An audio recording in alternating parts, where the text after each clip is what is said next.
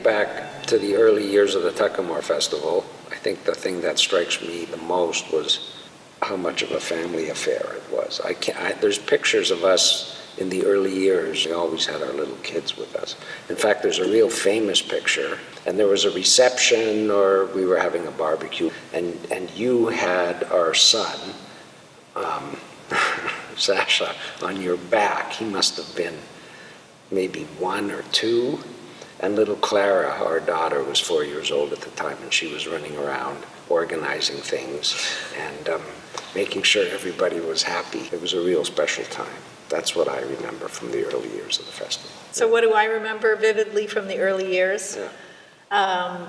I remember very little because I had 2 really small kids, so I was probably hardly sleeping. But I do remember that, you know, in addition to trying to play concerts and trying to teach the young artists, Tim was like practically sweeping the floors. Like we were sort of doing every possible job that needs to be done.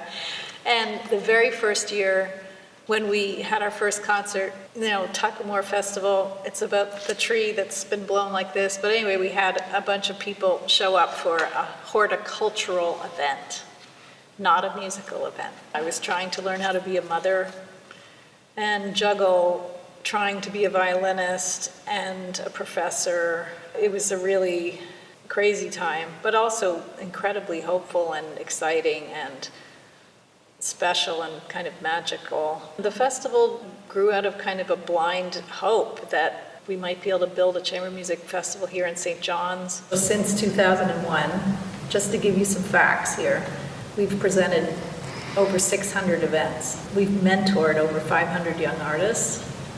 We've brought in over 200 guest artists, and we've toured ensembles to 40 communities for school programs. I've sat in that audience out there and just listened to some fabulous performances. The most memorable was a concert at Brigus.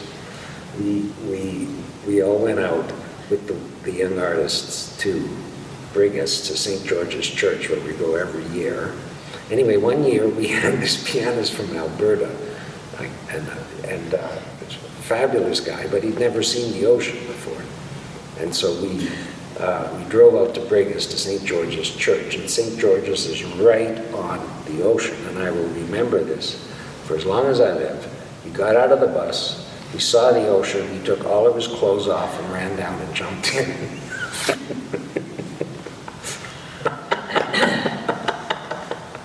But it was just fabulous. That's not what you're looking for, is it? That's fine. Nancy?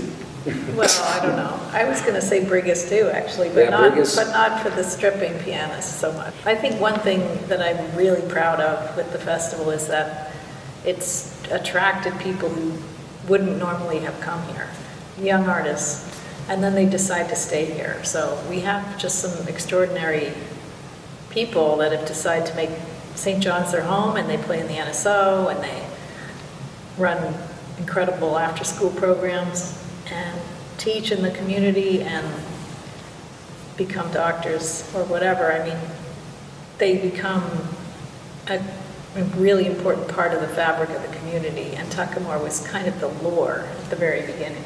And I think, you know, the festival itself is sort of a destination, a reason for people to come here to experience a great chamber music festival for 2 weeks in an incredible part of Canada. We have 25 concerts across the entire province, including Labrador, to celebrate 25 years of the festival. So this week that we're filming this, we have an alumni trio touring Labrador. They're going to Lab City, Goose Bay, Northwest River, Hopedale, Makovic, playing in schools, playing in the community, collaborating with community musicians. And then we have our festival, which is coming up, and after the festival, a young artist trio that will be formed during this festival will go on a tour and give 7 concerts, and a faculty artist trio, the 2 of us plus Vernon Riviere, will go off and do most of the west coast of Newfoundland. So that's, you know, a nice way to celebrate, not only. 25 for 25 and 25. Right, and in addition to playing sort of regular chamber music, all of those groups are playing Young Artist Alumni composer pieces. So we're celebrating the legacy of the composer program too. That's what Tuckamore's been about. It's about community. I think that's the one thing that I've learned. I think that we've learned that is the festival isn't us, and it's not the guest artists. The festival is actually the people that come to the concerts and the volunteers. They're the ones, and the people that help support the festival. They're the ones that make the festival happen. And I think these young artists come here, perhaps, they want to study chamber music, they want to get better at the craft, but perhaps they take part in the festival and they realize how important community is to being an artist. I think that's how important your community is in making you an artist. And now, 25 years later, they're reaching out to us and they want to help support the festival. Should we do it all again from the Oh very my top? God.